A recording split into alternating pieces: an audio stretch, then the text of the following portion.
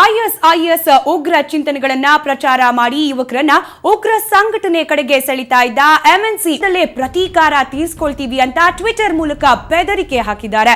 ಮೆಹದಿಯನ್ನ arrest ಮಾಡಿದ ಬಳಿಕ CCB DCP Abhishek Goyal ಆತನನ್ನ ಅರೆಸ್ಟ್ ಮಾಡಿರುವ ಬಗ್ಗೆ ನಿನ್ನೆ ಮಧ್ಯಾಹ್ನ 1:54ಕ್ಕೆ ಟ್ವೀಟ್ ಮಾಡಿದ್ದಾರೆ.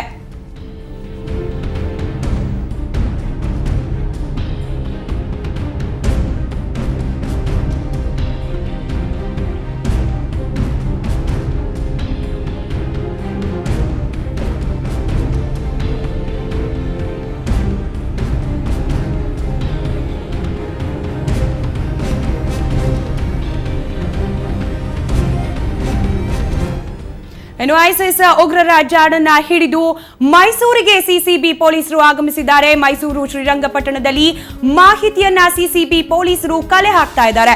ಮೈಸೂರಿನಲ್ಲಿ ಮೆಹದಿ ಸಹಚರರು ಇರುವ ಶಂಕೆ ವ್ಯಕ್ತವಾಗಿದೆ. ಈ ಹಿನ್ನೆಲೆಯಲ್ಲಿ ಪೊಲೀಸರು ಮೈಸೂರಿಗೆ ಭೇಟಿ ನೀಡಿರುವುದು